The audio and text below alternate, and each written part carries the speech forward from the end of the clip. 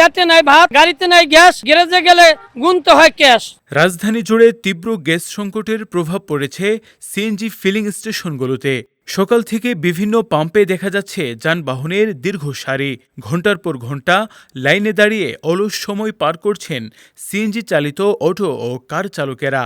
অনেকে গাড়ির ভেতরে ঘুমিয়ে সময় কাটাচ্ছেন, কখন মিলবে গ্যাস।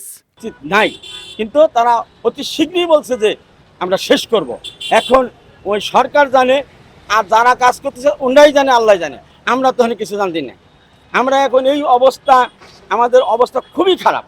খারাপ বলতে খুবই খারাপ। গ্যাস কিনে আমাদের সারাদিন চলে যায়, আমরা ভাড়া মারতে পারি না। চালকদের অভিযোগ, দিনে 2 থেকে 3 বার গ্যাসের জন্য লাইনে দাঁড়িয়ে মাত্র 20 থেকে 50 টাকার গ্যাস পাচ্ছেন। আবার অনেক সময় তাও মিলছে না। ফলে গাড়ির মালিকের দৈনিক জমা পরিশোধের পাশাপাশি সংসারের খরচ চালাতেও হিমশিম খেতে হচ্ছে।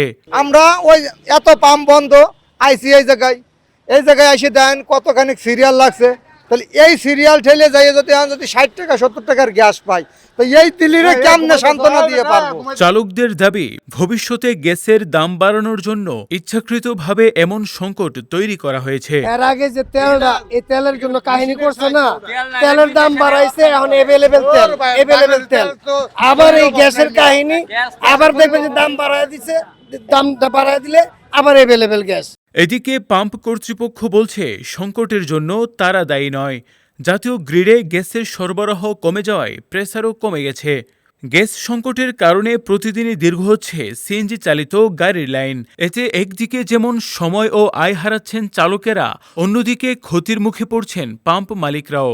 তাই দ্রুত গ্যাস সরবরাহ স্বাভাবিক করে এই সংকট নিরসনের দাবি জানিয়েছে সংশ্লিষ্ট সকলেই।